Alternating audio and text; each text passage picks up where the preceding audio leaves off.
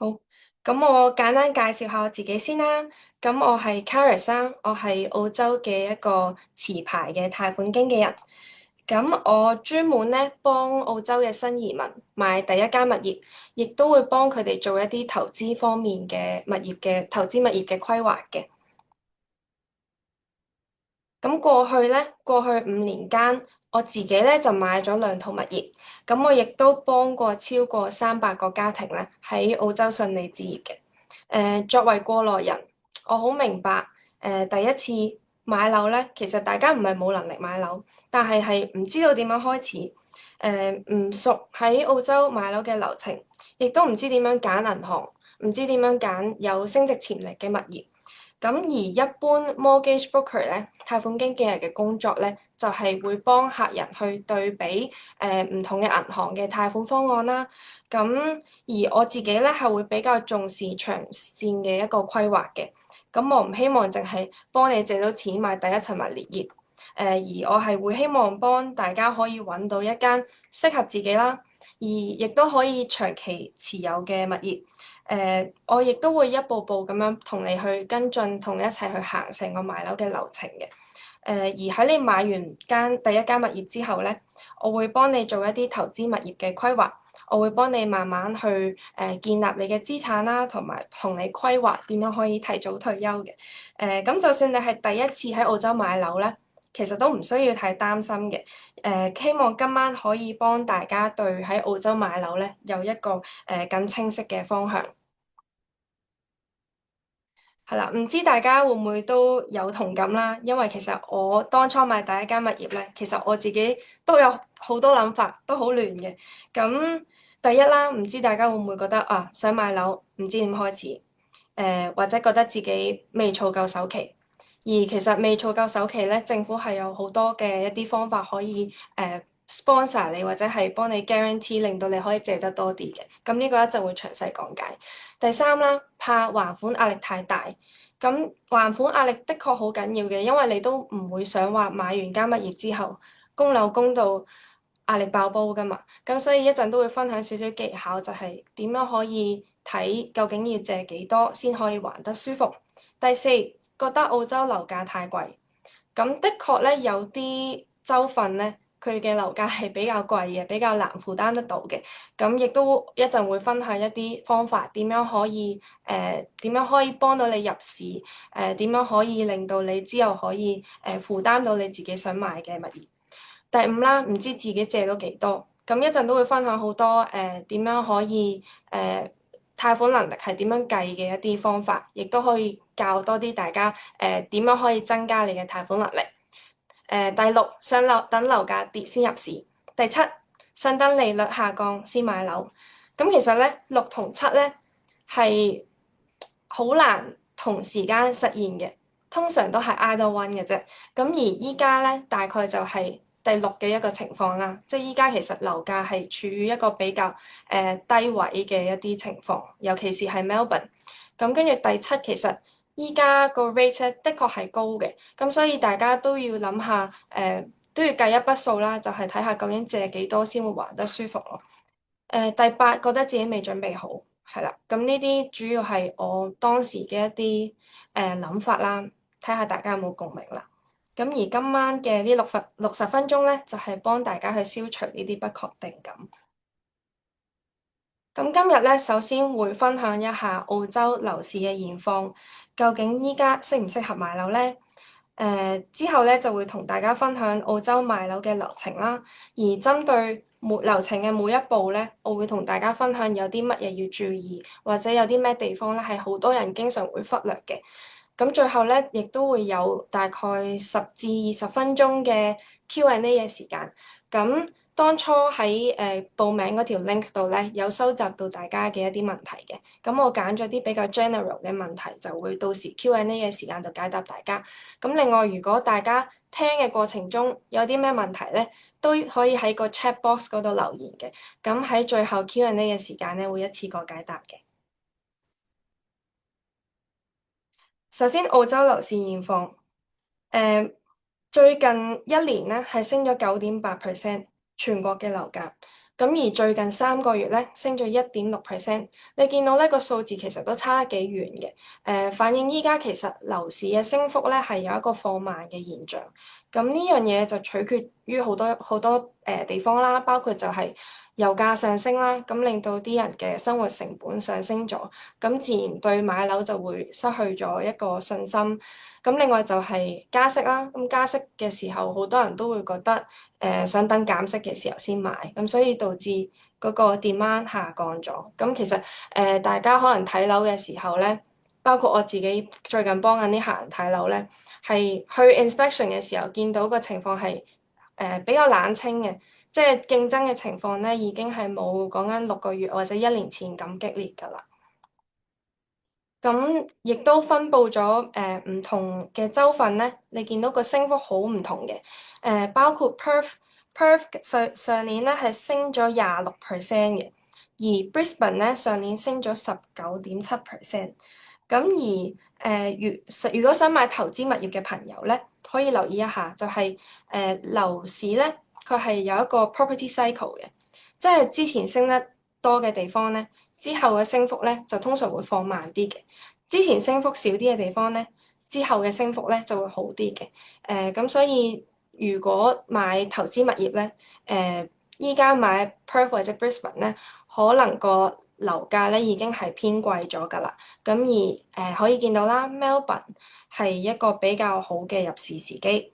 咁另外亦都可以留意到咧，regional 嘅地方咧同 metro area 咧個升幅係唔同嘅。例如 Regional Victoria 嘅升幅上年係升咗7.9%，咁而metro area 係升咗2% 嘅啫。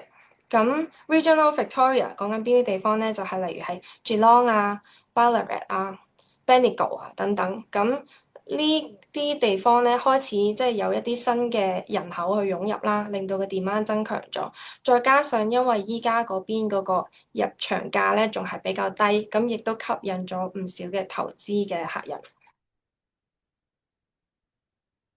咁過去40年啦，係啦，講到好耐之前，過去40年咧嘅樓市係點樣嘅咧？咁其實見到有升有跌嘅，所以好似啱啱我講到啦，樓市係有個週期嘅。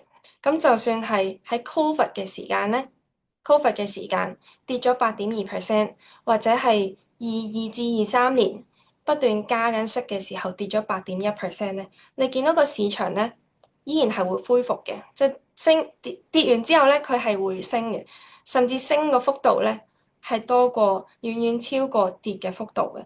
咁所以其實如果長期持有嘅話咧，唔需要太着重呢個短期嘅波動，而冇人係可以真正預測到幾時係樓市嘅最低點嘅。即係就算係啲唔同嘅專家，你可以見到嘅唔同嘅專家，佢哋嘅推測都唔一樣嘅。咁所以如果長期持有嘅話，真係唔使太着重究竟係依家要買定係點樣。係啦，咁拍賣清盤率係有跌嘅。咁見到其實而依家咧已係跌到64，上年11月份跌到64%，而3月中咧跌到60%，即係講緊其實好多屋主佢係想通過拍賣賣一個貴啲嘅價錢，但係咧最後可能都係流拍嘅。咁所以反映其實個市場嘅 demand 咧已經係變少咗㗎啦。咁再加上咧，賣家減價啦，vendor discount，賣家減價幅度咧由2.9% 升到3.1%。咁包括我最近好多客人咧，佢哋其實都可以喺 listing range 嗰度咧買到自己心儀嘅物業嘅。即係 let's say 去買嗰間物業本身個中介標價係80至90萬。通常佢哋都可以喺呢個 range 度買到咯，而講緊1年前咧，好多時候最後個賣價都係超過咗90萬嘅。咁至於利率啦，利率都係好多人關注嘅一個地方啦。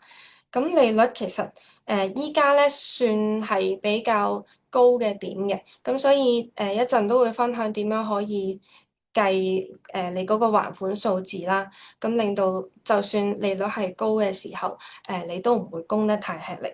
咁亦都見到啦，之前係有減過三次息嘅，但係最近連續3次咧都係加翻3次息嘅。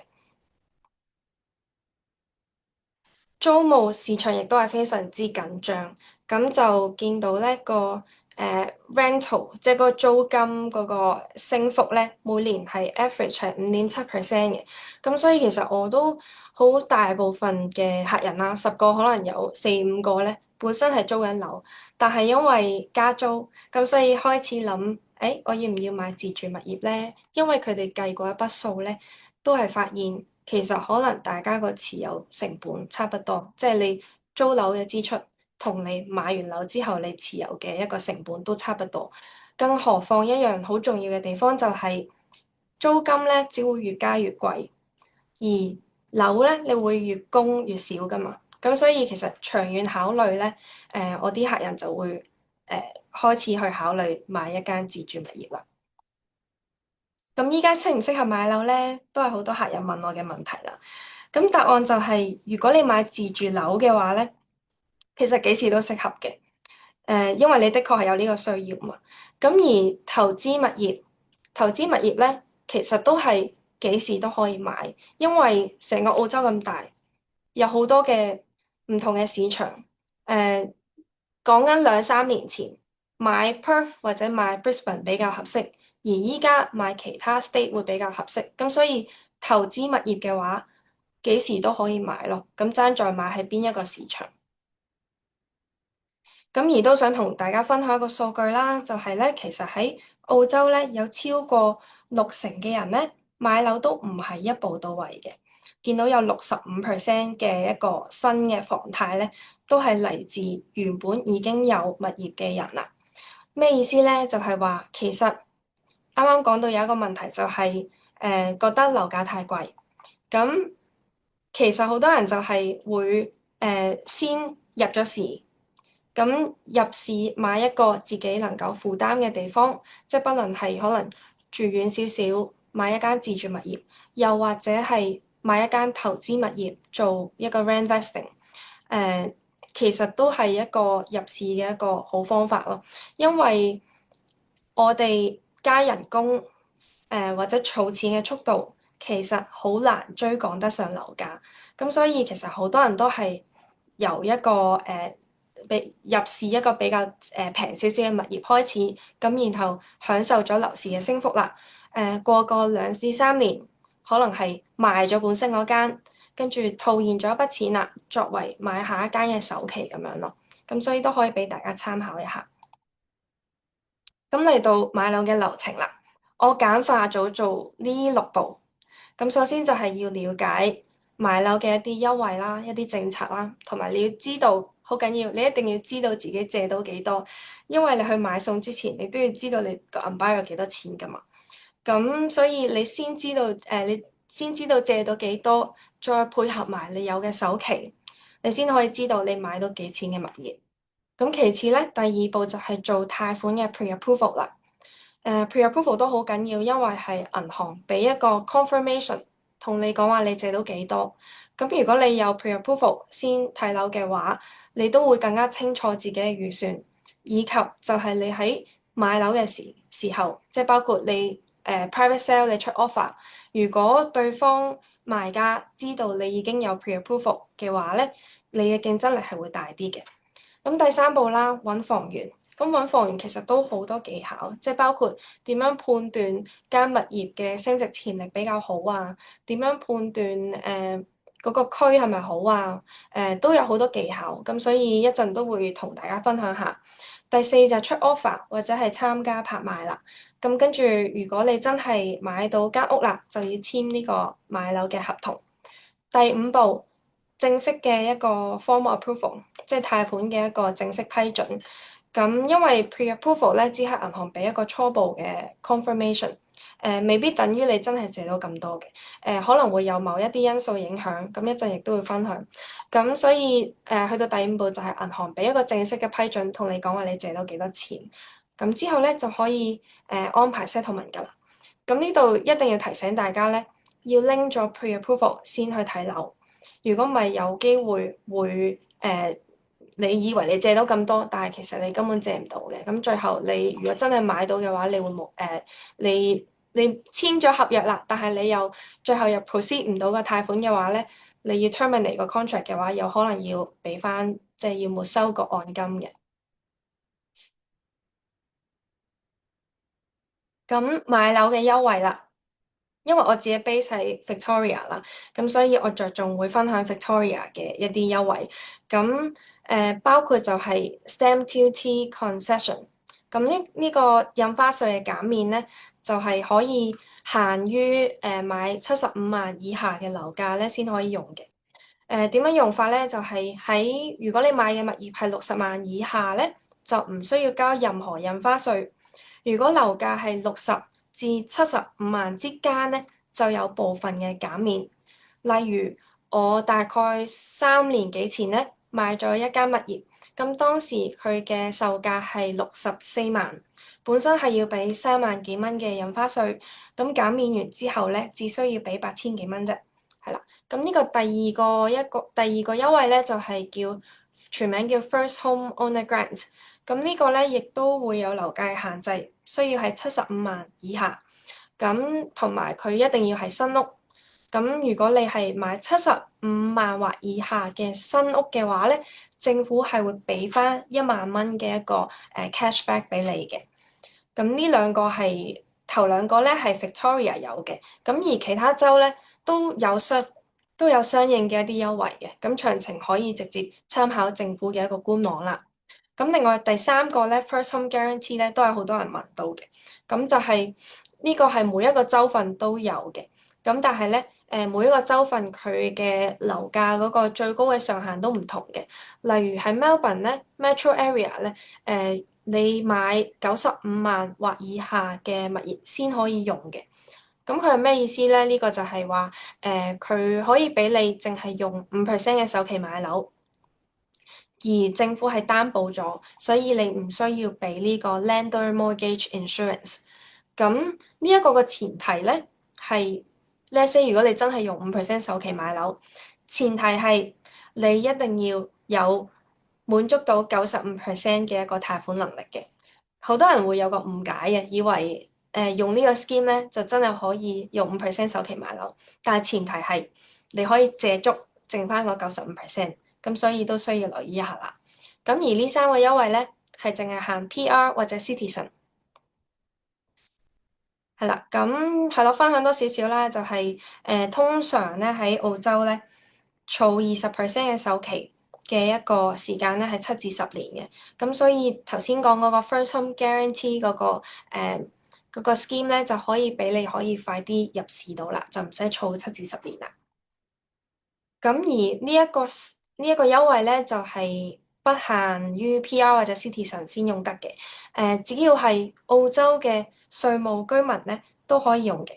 咁佢叫 First Home Super Saver。佢係可以用 Super 幫你儲首期。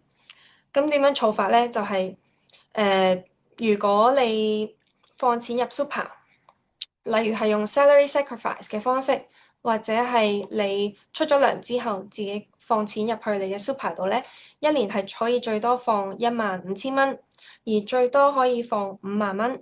咁而 super 嘅稅率咧只係15%。咁所以如果你放個15000嘅話咧，你嗰年要交嘅一個稅咧大概係2000零蚊啦。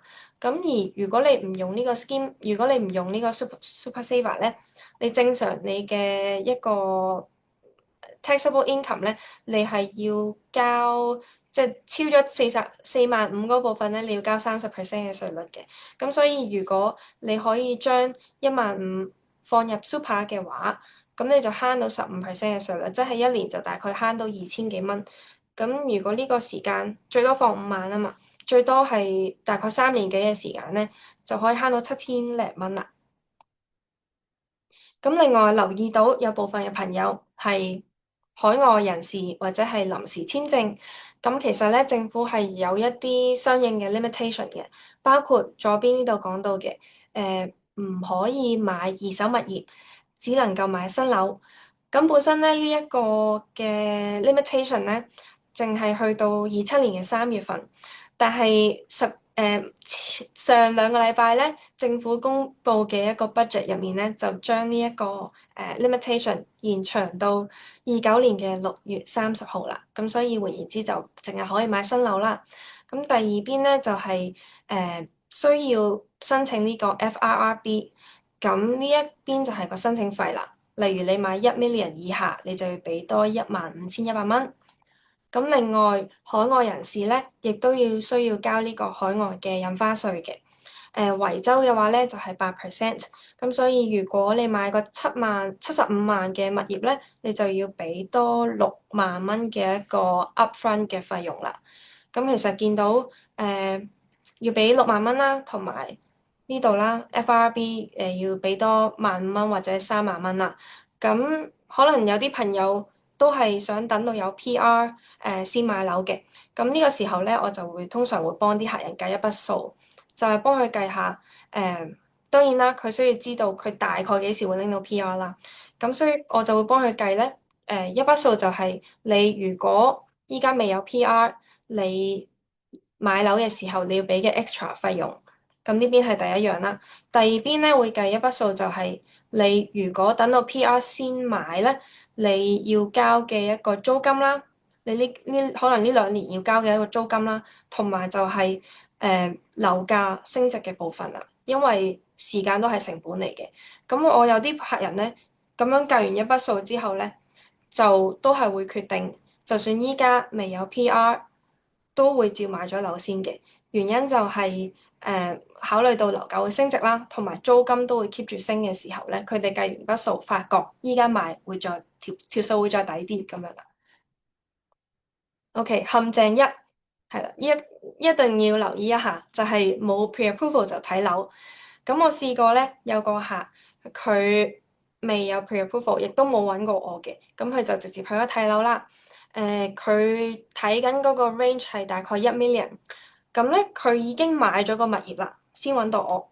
最後發現佢淨係借到50萬，而佢手上面嘅首期咧大概得30萬啫，咁所以根本條數係差咗大概20萬先買到，咁最後冇辦法啦，佢係要 terminate 咗個 contract，結果佢冇咗10萬蚊嘅定金，咁所以大家一定要留意一下，就係第一一定要知道自己借到幾多啦，第二一定要做咗 pre-approval 先。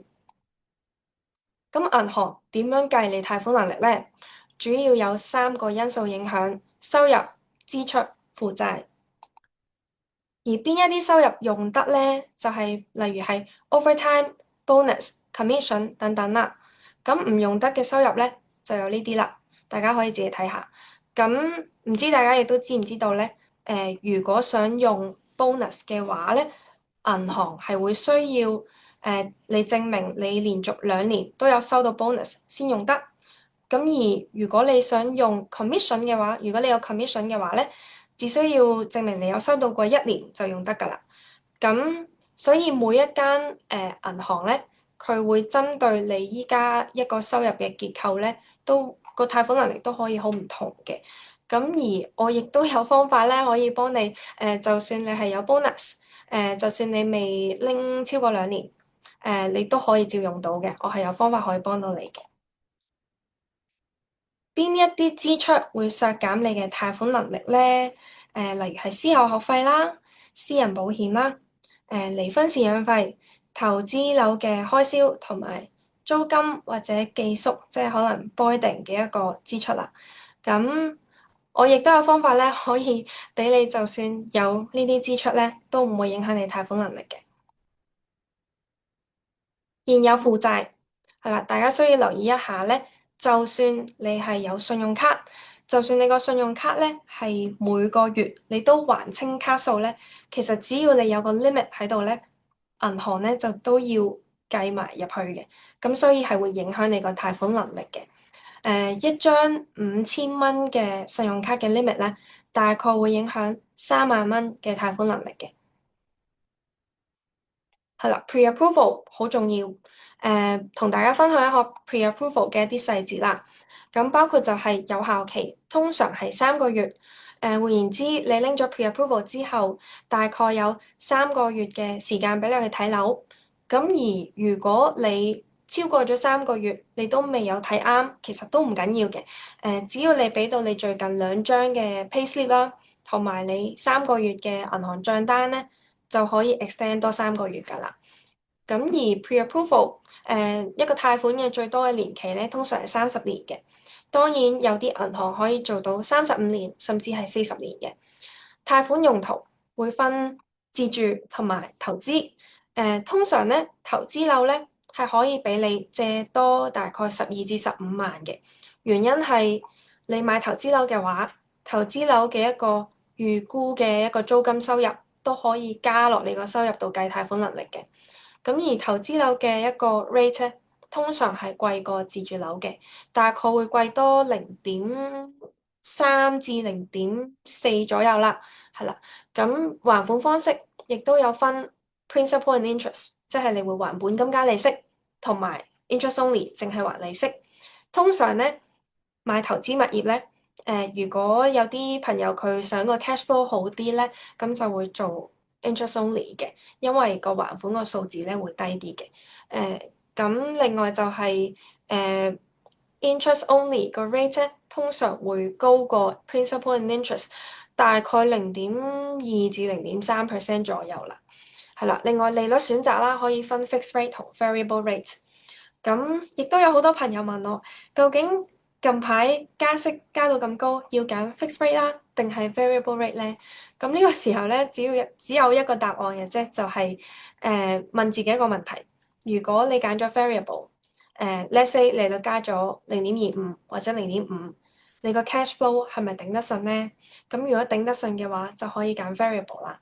如果都係覺得頂唔順，想揾一個 cash flow 固定嘅 cash flow，咁就可以揀 fixed rate。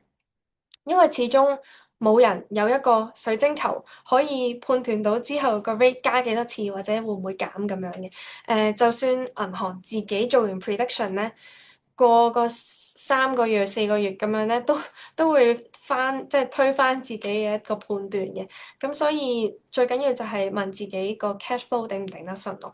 咁同埋另一個少少嘅 information 就係咧，通常咧 fixed rate 咧係冇 offset 嘅。換言之係冇 offset 可以幫你對沖貸款嘅利息嘅，而 variable 咧就通常有嘅。咁所以都可以留意一下啦。fixed rate 係有個缺點喺度，就係冇 offset。咁另外還款頻率有分每個星期、2個星期、每個月。通常咧，如果還本金嘅話咧，會建議揀每個星期嘅。原因係還款嘅頻率越密咧，還本金嘅頻率就越密。咁所以就可以更加快還清個貸款啦。咁另外啦，貸款嘅功能有 offset 同埋 withdraw。咁乜嘢係 offset 咧？簡單嚟講咧，offset 就係可以幫你對沖利息。咁咧，offset 咧係有一個獨立嘅戶口嘅，佢係同一個正常嘅 transaction account 啫，冇任何分別嘅。即係你可以當佢係出糧戶口，亦都可以當佢係平時使費嘅戶口。咁而佢嘅最大作用咧，就可以幫你減利息。我舉個例子，就係你借50萬啦，你 offset 放10萬，銀行只會按照40萬咁樣計利息。如果你係選擇咗 interest only 嘅一個還款方式嘅話咧，你放咗錢喺 offset 咧，可以直接幫你減低你嘅 repayment 嘅。咁所以會令到你個 cash flow 再好啲啦。咁如果係 principal and interest，即係你會還本金嘅話咧，不論你 offset 放得多錢啲、少錢啲，其實還款嗰個金額咧都係一樣嘅，都係既定嘅。但係你 offset 放得多錢咧，咁就計利息嗰個部分就會少咗，還本金嗰部分就會多咗，所以可以更加快還清個貸款啦。咁另外都好多人問，同 redraw 有咩分別咧？redraw 咧，我舉個例子啦，就係當你借50萬啦，你每個月要還2500。咁如果你將你個 repayment set 咗做每個月還3000蚊，即係你每個月還多咗500蚊嘅話咧，redraw 就係你還多咗嘅錢咧，你可以 redraw 翻出嚟，可以拎翻出嚟啦。咁你如果有放到，即係你又還多咗錢咧，你喺你個貸款會見到一個available balance to redraw 嘅，咁嗰個金額就係你可以拎出嚟可以 redraw 翻嘅錢啦。點樣揀合適嘅銀行呢？好多人呢，淨係會從利率考慮，就係睇下邊間個 rate 最低。咁其實唔係咁樣嘅，有好多唔同嘅考慮因素嘅。我覺得最緊要咧就係貸款嘅政策，包括就係如果你係一啲臨時簽證，例如係482或者485，唔係間間銀行都會接嘅。咁如果你申請咗一間完全唔會接嘅，咁根本你個貸款就唔會批。咁所以大家最緊要就係根據自己嗰個簽證嘅類別去鎖定究竟邊間銀行可以用先啦。咁再例如就係工作時間。通常咧，銀行會要求你做夠3個月先可以申請貸款嘅。咁但係有啲銀行都有好寬鬆嘅一啲政策啦，可以俾你有第一張嘅 payslip，同埋有呢個貸款嘅合同咧，唔係sorry，有呢個僱主嘅合同咧，就已經可以借錢㗎啦。咁所以政策都好緊要。第二，貸款能力啦，通常咧貸款能力同利率咧係係相反嘅。意思就係如果你想貸款能力多啲，即係你想借多啲嘅話，通常個 rate 都會高啲嘅。而如果你想個 rate 低啲咧，通常亦都會借得少啲嘅。咁另外費用咧，費用方面就係例如 offset 咧，offset 係有一個費用嘅，因為銀行自己都有個 administrative cost 噶嘛。咁而通常大部分銀行咧係395蚊一年。咁而部分嘅銀行咧個 cost 低啲，大概係120蚊一年。咁所以需要對比嗰個利率，即係對比翻你還幾多 versus 嗰個每年嘅費用，去睇下揀邊間銀行會抵啲咯。咁另外啦，仲有啲銀行會提供 cashback 啦，例如會有3000蚊嘅 cashback 嘅。咁所以有啲朋友亦都會選擇去咗某一間銀行拎咗個 cashback 先。跟住之後再轉去個 rate 低啲嘅銀行啦。咁另外就係審批速度啦，例如就係如果你下個禮拜就要參加 auction 啦，咁當然你唔會揀一間要好耐先會批嘅銀行啦。咁有兩個 scenario 可以俾大家比較一下，就係一間銀行佢有3000蚊 cashback，但係佢 rate 高啲；一間銀行冇 cashback，個 rate 低啲。咁大家就需要去或者我會幫你啦，按照你借嗰個數字去計翻個 repayment，睇下邊一間銀行會抵啲啦。咁我亦都有方法咧，可以幫你既拎到3000蚊嘅 cashback，又可以有5.98嘅 rate 嘅。係啦，咁如果想知詳細嘅，可以 PM 我啦。貸款申請需要嘅文件主要有3方面：身份證明文件啦、收入證明，例如最近2張 payslip，同埋負債嘅一個清單，通常就會需要3個月嘅。就算你即將會 cancel 張信用卡咧，喺你申請貸款嗰一刻未 cancel 嘅話咧，亦都需要3個月嘅一個信用卡嘅帳單嘅。咁分享一個案例啦，就係Ricky 同 Anna，佢哋有 PR 2個小朋友，佢哋嘅收入加埋係20萬，信用卡嘅 limit 大概係3000蚊，而佢哋有35萬嘅首期。我會俾佢哋嘅貸款方案咧，就係又可以拎到 cashback，又可以有5.98嘅 rate，而按照頭先咁樣嘅 portfolio 咧，佢哋大概係可以借到92萬。係啦，咁第二個陷阱同大家分享嘅就係，就算你借到92萬，你係咪真係要借到係咪真係要借92萬咧？唔一定嘅。有啲客人咧，佢堅持好想借好多，咁但係其實就會令到佢哋供樓供到壓力好大咯。係啦。呢度未改，唔好意思啊。咁總之佢個每個月會還款咧，大概會係5505蚊。咁當佢哋稅後嘅收入係11647嘅時候咧，個還款咧佔咗佢哋總收入嘅47%。你想象下，你買到間物業啦，但係你嘅收入差唔多一半，你都要攞去還款咯。咁其實壓力真係會好大咯。仲要呢一樣嘢未加上，你有可能之後 RBA 會宣布加息嘅情況。咁我會建議咧，一個比較健康嘅還款水平咧，大概係稅後收入嘅35至40%。換言之，大概借78萬咧，對佢哋嚟講咧係還得最舒服嘅。係啦，咁另一個陷阱就係用盡所有現金去買樓。例如佢哋有35萬嘅 savings 啦，如果用晒所有現金買樓咧，萬一加息或者可能你搬咗屋之後，你都要搬屋，都要搬屋都有費用噶嘛。然後你搬咗新屋之後，你又要買家私等等咧，你冇一個 emergency fund 嘅話咧，咁就會係啦，到時就會好大壓力啦。有一個簡單嘅公式可以計，你可以買到幾錢嘅物業嘅，就係你嘅貸款能力啦，再加埋你想用嘅首期，即係係啦，啱啱提到就係要最好預留少少 buffer 啦，咁除以1.06就係等於你可以負擔到嘅樓價啦。咁我舉個例子，其實 Ricky 同 Anna 咧，佢哋係可以買入一間100萬嘅物業。係啦，雖然佢借到92萬，但係我建議唔好借咁多，借大概78萬，算係就會還得比較舒服啦。咁另外首期都唔好用到盡啦，35萬裡面可以用31萬，咁就留翻少少 buffer。咁啱啱提到一點零六，一點零六係啲咩咧？就係1加6%啦。咁6%就包含咗印花稅喺維州咧係5.5%嘅。咁物業嘅轉讓費啦，貸款嘅註冊費啦，律師嘅費用同埋呢個驗樓嘅費用，係啦，咁就大概係6%啦。當然啦，有啲朋友佢買75萬以下嘅物業，有印花稅嘅減免，咁呢個時候就會建議大家可以用翻一啲印花稅嘅一啲calculator 去計下具體嘅印花稅係幾多啦。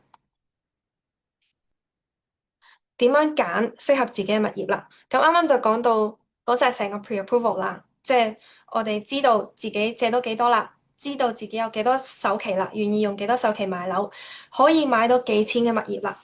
咁我哋鎖定咗 budget 之後，亦都拎咗 pre-approval 之後咧，就可以開始睇樓啦。點樣揀啱自己嘅物業咧？第一，諗清楚自己嘅目標，例如你呢一間屋，你係會住幾耐咧？你係 temporarily 住啊，定抑或係你住過2-3年之後，你會搬走咧？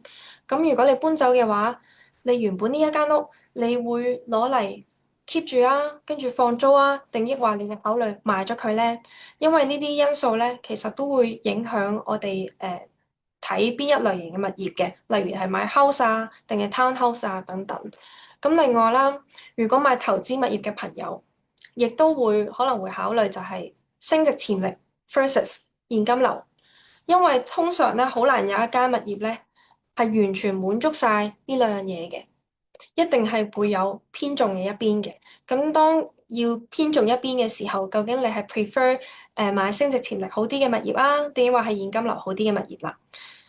我舉個好極端嘅例子，就係你買 house 定係買 apartment 咧？我有好幾個客人咧，曾經以前買過 apartment 咧，係過咗5-6年都係完全冇升值嘅。咁當然 apartment 嘅現金流好好啦，咁但係冇升值潛力，咁可以俾即係大家可以自己揀一個 preference。咁另外就係投資物業啦，又係你會買喺邊一個 state 咧？邊一個 location 即係邊一個 suburb 咧？因為你買唔同 state 咧，個持有成本咧都可以好唔同嘅。例如 land tax，land tax 咧，喺 Victoria 咧係會比較貴嘅。咁而其他地方例如New Territories 咧係好低嘅。咁另外 floor plan 啦，如果買自住物業嘅朋友咧，floor plan 好緊要嘅，因為 floor plan 決定咗你住嘅時候方唔方便。即係例如如果個廁所係好遠嘅，離行離迾喺個走廊嘅最盡頭嘅，咁其實都唔係好方便啦。咁最後就係有冇潛在嘅建築問題？呢樣嘢都好緊要。例如係潛在建築問題，就例如係地基下沉，或者係發現有白蟻，或者係廁所漏水好嚴重。咁呢啲咧都好緊要，就係要喺買樓之前做一個 building and pest inspection 去 check 清楚究竟有冇問題。如果唔係咧，如果有問題嘅話咧，你買完之後咧，你係要花好多嘅錢咧去維護嘅。咁我嘅客人咧，我亦都會分享一個物業嘅檢查清單俾佢哋嘅，咁佢哋就可以知道究竟，即係可以用個清單去對照住去睇物業啦，去知道點樣可以揀一個增值潛力好啲，或者一個比較適合佢哋嘅物業啦。係啦，第四個陷阱啦，俾裝修吸引而忽略咗 location 同埋本身嘅物業本身嘅價值。例如就係睇中咗一間好靚嘅 house，但係競爭好激烈，最後比預算咧高咗10幾萬成交，咁跟住發現 floor plan 唔實用，location 都一般，升值潛力好有限。建議大家就係唔一定咧，其實唔一定要買新樓嘅，舊少少嘅物業咧，反而咧可能會更加好。點解咁講咧？我俾個例子俾大家睇睇啊，就係呢一間。係啦，Donvale 墨爾本嘅北東啦，係啦，大概嗰個方向啦。見到呢間物業佢個裝修係舊少少嘅，係啦，舊少少嘅。佢嘅 listing price 係1.28至1.38，佢嘅地咧係650 square meter，然後同一條街37 Roy Street。都係一樣4房2個廁所，而且我 pretty sure 呢一個個地咧個面積應該係細過650 square meter 嘅，咁但係咧因為佢裝修新好多，佢嘅 listing price 咧係貴過呢一間嘅差唔多20萬，係啦，咁所以其實大家其實都可以考慮開放一個 option 去買啲舊少少嘅物業啦。其實即係你買完之後俾少少錢去裝修咧，其實都可以變到好新嘅。我亦都分享少少我自己嘅例子啦，係啦，咁我自己大概喺3年前買咗一間喺 Burwood East 嘅自住物業，咁咧大家可以見到呢一間屋咧，佢嘅裝修係90年代嘅風格嚟嘅，上一手咧佢係50年前買翻嚟，咁佢當時買咗笪地啦，起咗間屋啦，咁就一路住咗50年啦，係一個90幾歲嘅婆婆嚟嘅。咁我哋買翻嚟之後咧，本身呢間屋係3房1個廁所，係啦，見到1、2、3一個廁所。我哋花咗4萬蚊裝修，變咗4房3個廁所，咁就係將原本呢個 kitchen 咧 move 咗去個新 room 嗰度呢度，咁跟住將呢一個位置咧變咗一間 master bedroom，咁呢間就係我住緊嘅 master bedroom 啦。咁而廁所咧，亦都係由本來係一個 laundry 就變咗係一個廁所。咁其實個結構咧冇乜太大嘅改動嘅，我哋只不過係間多咗啲房出嚟去加咗2個廁所同一個睡房。咁花咗4萬蚊做裝修啦。前幾個月有估價公司嚟去做估價啦。個物業咧係升咗20萬嘅。咁所以其實大家都可以考慮一下，就係開放啲 option 去買舊少少嘅物業，其實花少少嘅錢咧就可以翻身㗎。咁買嘅時候咧，因為舊少少啊嘛，咁所以其實同你競爭嘅人咧，亦都唔會有太多啦。我當時就係除咗我之外咧，就係淨係得另一組買家同我哋爭。咁其實來回叫咗幾次價之後咧，佢哋就放棄咗啦，咁就賣咗俾我，間物業就賣咗俾我哋啦。咁同埋點解可以4萬蚊咁平咧？嗱，通常咧揾一間裝修公司去就咁翻新一個廁所或者整一個廁所啦，都要2至3萬嘅。而點解之所以可以4萬蚊咁平咧？就係因為我有相熟嘅一啲 connection，咁識得一啲 tradie 啦，亦都識得一啲室內嘅設計師啦，幫我哋做。咁所以再加上就係我哋好多時候就係自己買啲 supply 翻嚟。咁就揾 tradie 去幫我哋去裝，例如買一個馬桶，跟住揾 tradie 幫我哋裝個馬桶，或者自己買啲木地板，咁揾個 tradie 幫手裝，咁就慳到好多裝修公司收嘅一啲中間嘅費用啦。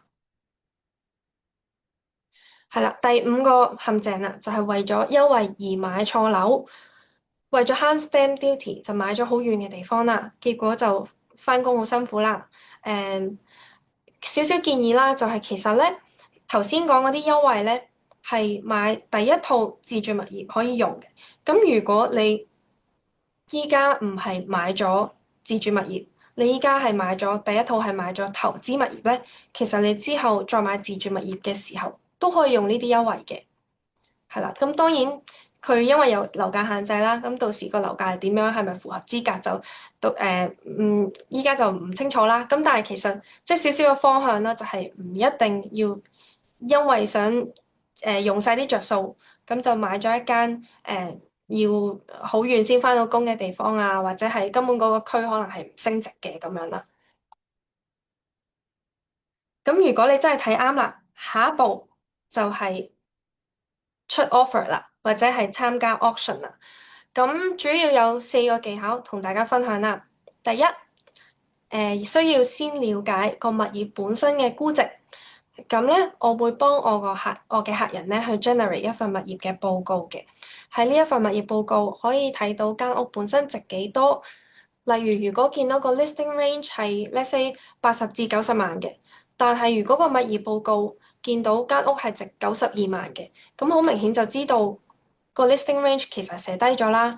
咁的確有啲中介咧，佢會將個 listing range 咧寫低啲，去吸引多啲人睇樓。但係好多時候咧，個屋主對於間屋賣出嘅一個 expectation 咧，係遠遠高於個 listing range 嘅。咁所以有個物業報告咧，就可以俾我哋好清楚咁知道間屋值幾多錢，亦都知道自己會唔會買貴啦。咁另外物業報告都會寫翻嗰間物業以往嘅一啲出售啦，同埋出租嘅歷史嘅。例如，如果見到間屋呢 say 可能2年前係90萬買翻嚟嘅，咁而你當然就知道個屋主通常都會 expect 高過90萬先會賣啦，都唔會想蝕錢噶嘛。係啦，咁就可以有好多嘅參考啦。第二，同中介交流，咁包括就係要問下中介，呢間屋有冇其他人出 offer 咧？如果有嘅話，大概出 offer 個 range 係幾多咧？咁如果中介好人咧，通常會同你分享嘅。佢亦都會想快啲促成個交易，咁所以佢會同你交流依家間屋嘅一啲出價嘅情況嘅。咁另外亦都可以問中介，點解個屋主會想賣？如果呢些有啲 reason 係佢係屋主係想換樓嘅，即係想細間啲嘅物業換大間啲嘅物業，通常呢一種情況咧，你個 settlement 嘅日子咧越 flexible 咧，對方接受嘅一個意願咧係會高啲嘅，因為對方換樓嘅時候都要時間去揾佢新嘅物業噶嘛。咁如果你出價嘅一啲 terms 係更加 favourable 嘅，其實個賣家都會更加傾向接受你個 offer 咯，即使你個出價可能低過其他買家嘅，可能幾千蚊、1萬蚊咁樣，都有可能係會接受你個 offer 嘅。第三，觀察競爭對手。咁呢一個技巧咧，係一個我嘅客人同我分享嘅。佢真係好得閒，佢係每一次咧間屋開放 inspection 咧，佢都會去，佢會留意下有冇一啲人係重複出現啦。有冇一啲人係喺間屋度留得比較耐啦，或者係問咗中介好多問題啦？咁當有呢啲人出現嘅時候，咁當然佢就知道間屋有其他人同佢競爭啦。咁所以如果知道自己有冇競爭對手，你可以調整你嘅出價嘅。例如冇競爭對手嘅話，你可以考慮出個低啲嘅價錢啦。第四，了解市場。咁就係、例如你係聽日 auction 嘅，你可能就可以上個禮拜六、前個禮拜六，你都去同一個區睇下auction 嘅一啲情況，會唔會有流拍嘅現象啊？或者如果有賣出嘅話，通常嗰個賣出個價錢係高於個 listing range 啊，定話係 within 個 listing range 啊？如果高過嘅話，大概高幾多 percent 咧？你可以留意到個 pattern 嘅。咁從而你就可以知道你買而家你想買嗰間物業嘅時候，多唔多人同你爭啦？係啦，咁啱啱都提過少少啦。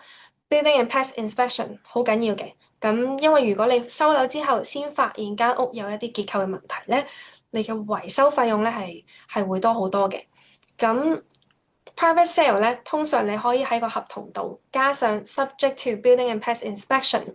而如果 auction 嘅話咧，就會建議喺 auction 之前就做 building and pest inspection 啦。咁如果你買到樓啦，咁就會安排收樓啦。咁通常 settlement days 咧可以揀嘅30日、45日、60日、90日，甚至120日嘅。咁取決於賣方想幾時 settle 啦。收樓前咧要準備 formal approval，咁就我哋會按照我哋會需要買樓嘅一個合同啦，去申請個 formal approval。咁而 formal approval 批咗之後咧，就要簽貸款嘅文件啦，要開貸款同 offset 嘅戶口啦，以及就係要準備呢個 building insurance，因為始終我哋係向銀行借錢嘅時候，銀行都需要 make sure 間物業係如果受到個別建築受到一啲損壞嘅話，係有 insurance 去 cover，所以佢哋會需要我哋準備 building insurance。最後就係安排 settlement 啦，咁就要將個首期咧，通常就係轉落呢個 offset 戶口，或者係轉落律師嘅一個 trust account 嗰度，咁就到時律師就會 move 筆錢去交樓㗎啦。formal approval 有機會去到最後一刻出事嘅，建議大家唔好咁做啦，就係唔好突然間辭職或者轉咗工啦。因為喺轉 formal approval 嘅時候咧，銀行都有可能會問到要你最近2張嘅 payslip，同埋要你3個月嘅 bank statement，去確認你嘅收入係冇任何變化，先會批個貸款俾你嘅。咁所以如果真係要辭職嘅話咧，都建議係交咗樓之後先辭職嘅。估價都係一個風險嚟嘅。呢一樣嘢咧，估價唔足嘅問題咧，通常會出現喺 auction 或者係買 apartment 嘅情況。咁 apartment 好明顯啦，就係通常因為 apartment 會貶值啊嘛，傾向會貶值，咁所以最後個買價咧有可能係會超過個物業本身值嘅價錢。咁另外 auction 都係啦，如果有幾組人好激烈咁樣喺度嗌緊價，咁最後買到嘅有可能都會買貴咗啦，咁所以就可能會有估價唔足嘅問題。咁如果物業真係借足80%，或者係如果用 first home guarantee 借足95%嘅話咧，估價唔足咧係會影響你最後批嗰個金額嘅。我舉個例子就係如果你買85萬嘅物業，跟住借80%。如果估價最後淨係值80萬嘅話咧，你最多只係借到80萬嘅80%，即係64萬。咁中間個 buffer 咧就需要你自己補啦。咁係咯，所以大家就唔好即係唔好情緒化地出價啦，同埋就係頭先講到嘅，要拎個物業報告去確認個物業即係值幾多錢啊。咁但係咧。如果你唔係借足80%嘅，其實就唔係太影響你最後批個數字嘅，因為正常最多可以借80%。咁如果 let's say 你可能85萬，你淨係借一半嘅，借50萬，咁就算最後估80萬，其實都可以借到50萬咯。咁總結一下啦，買樓最常見嘅8大陷阱，大家可以 screenshot 呢個位置，係啦，提提大家唔好重複犯下呢啲錯啦。咁大概就分享到呢度啦。我自己咧係有一個買樓嘅一個交流群組嘅，咁我會定期去分享一啲買樓市嘅最新 update 嘅。咁如果大家有興趣咧，可以 scan 呢一個 QR code 去入個 group 啦。咁另外就係、可能大家都係喺 Instagram，部分朋友喺 Instagram 見到我啦。咁我亦都有我嘅 Instagram 嘅 account，會定時 follow 最新嘅 update 嘅。咁大家都可以支持。係啦，咁我可以點樣幫到你咧？我可以免費地幫你做貸款能力嘅評估，令到你知道自己買到幾錢嘅物業，係啦，呢個係最重要嘅第一步。咁其次就可以幫你睇下你用唔用到一啲首次置業嘅優惠啦，同埋幫你go through 成個買樓嘅流程啦。我亦都可以提供呢個睇樓嘅檢查清單俾你，可以對照住咁樣睇樓啦，咁就避免會買到啲有問題嘅物業啦。咁另外，我喺 settlement 之後咧，每半年會幫你 review 一次你個貸款嘅 rate 嘅。如果個 rate 真係高過市場嗰個rate 嘅話咧，我會幫你去可能做一個 refinance，令到你個 rate 可以降低。咁另外啦，我最常做嘅咧就係幫客人做投資物業嘅規劃。我唔希望淨係幫你做一次貸款嘅，我希望係可以幫到你實現你嘅財務方面嘅目標啦。咁例如我有啲客人咧，佢係可能係想10年後退休嘅，咁我就會幫佢 plan 啦。如果想10年退休嘅話，咁依家要買幾多間物業咧？要點樣買咧？如果依家用佢個人名義，又借到幾多錢咧？咁如果個人名義已經借到盡頭啦，仲有咩方法可以用其他嘅方式持有物業咧？咁我就會幫你做呢啲物業方面嘅規劃。咁另外，我亦都提供呢個 Melbourne 嘅睇樓服務嘅，因為我知道咧有好多朋友啦，同埋我有好多客人咧都係人在香港，咁準備移民過嚟澳洲嘅，咁就想買未來嘅一個自住物業，咁但係又好難親身飛到過嚟睇樓喎，咁所以我亦都有提供呢方面嘅服務。如果大家有興趣咧，都可以聯絡我。係啦，咁嚟到 Q&A 嘅環節啦，我先睇下大家有冇問題先。請問 Home and Land Package 係咪都有 First Home Owner Grant 70萬嘅限制？係，冇錯，即係要係有樓價75萬以下，同埋就係要係新樓，你先可以拎1萬蚊嘅補貼。賣家提供 building and pest inspection 值唔值得嚟睇？定係買家要自己揾 inspector 嚟做？如果揾人 inspect 大概幾錢？好，我解答咗幾錢先。有一版有講嘅，大概600至800蚊，係啦。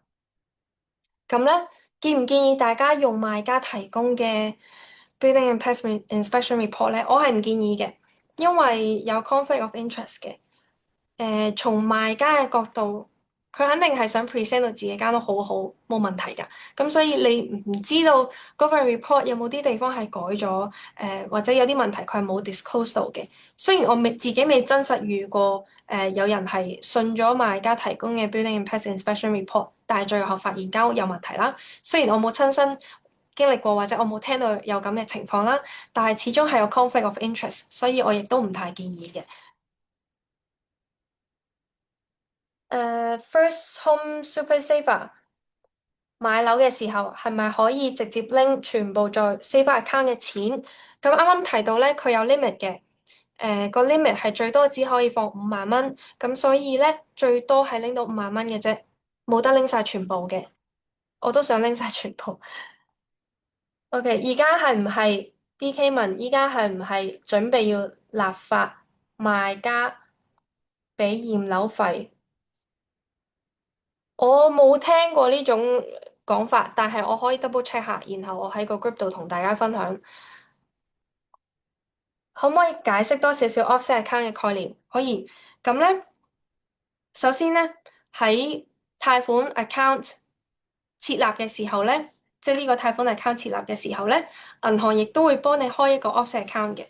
咁而呢兩個 account 咧係 link 埋一齊嘅。咁let's say 貸款嗰邊借50萬。Offset 入面有10萬，即係你 settle 之後，你有10萬蚊嘅存款啦，再加上你可能 keep 住做嘢啦，你就會 keep 住放錢入去啦。咁let's say offset 係有10萬啦，咁銀行就可以幫你對沖嗰10萬嘅利息，咁只需要按照50萬減去你借嘅10萬，即係按照你借40萬咁樣計個利息。咁所以變相你就可以交少啲利息，咁就可以還多啲本金咯，更加快還清個貸款。我有條 link 都可以同大家分享下 offset calculator，可能用呢個解釋會清楚啲。例如借50萬，跟住當你有10萬嘅存款，呢度我放晒零先啦。咁咧可以見到咧 offset 放錢咧係可以幫你提早8年8個月還清貸款嘅，佢幫你慳到30萬嘅利息。咁而 offset 頭先有提過，就係銀行會有個 administrative cost 嘅，通常係395蚊。咁有啲銀行更加平，係120蚊咁樣咯。喺個報名表嗰度咧，大家有部分朋友都有留到啲比較 general 嘅一啲問題啦，咁都想喺度解答一下大家嘅。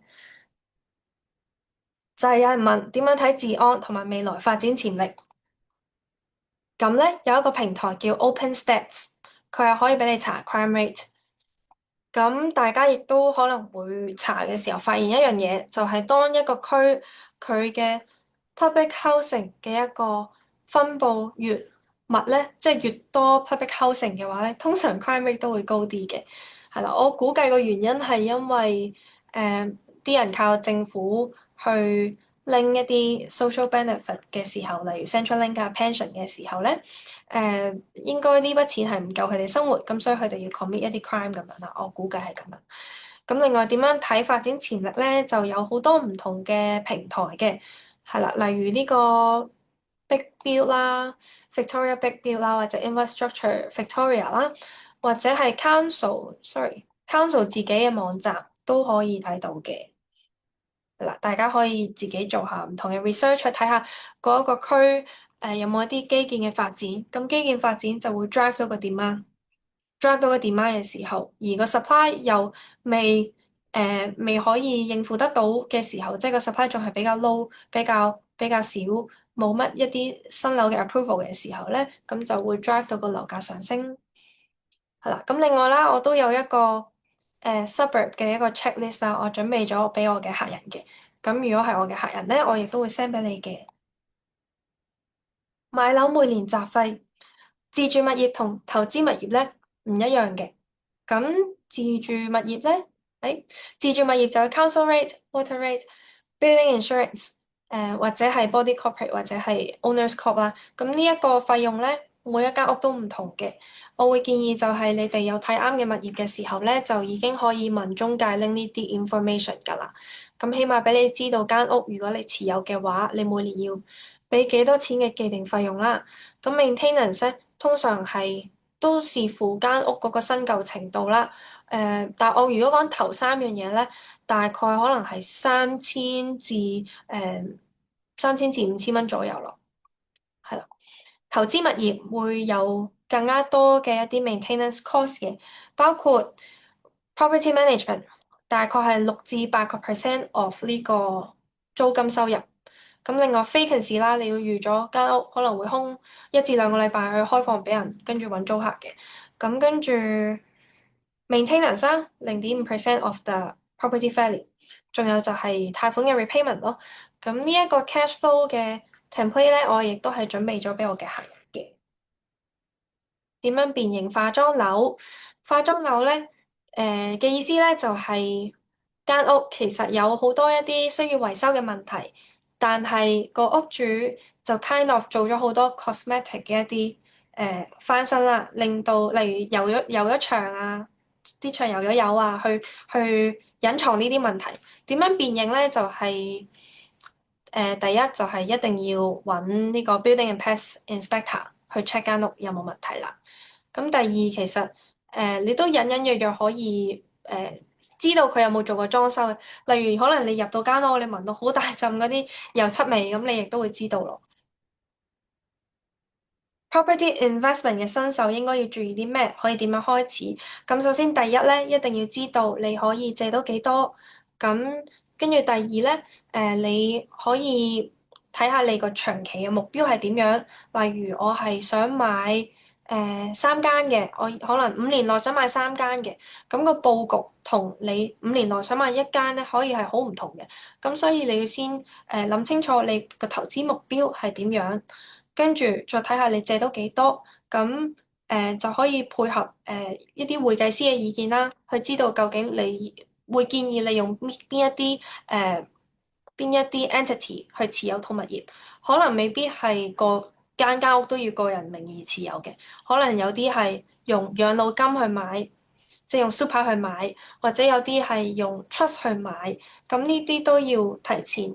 第一就係 confirm 你借到幾多，咁第二就係同會計師去確認咯，係啦。第三就係頭先講到就係認清你嘅投資目標。咁跟住咧，呢啲都諗完之後咧，咁就可以做 pre-approval 啦。跟住先決定就係以你呢一個budget 可以買到即係以你買到幾多錢嘅物業去決定你買邊一個州啊，或者邊一個 location 咁樣。好啊，咁今日嘅講座就到呢度啦。好多謝大家嚟參加。好，咁如果大家想知道自己借到幾多啊，或者想申請 pre-approval 嘅話咧，就可以聯絡我啦。好啊，咁多謝大家嘅時間，拜拜。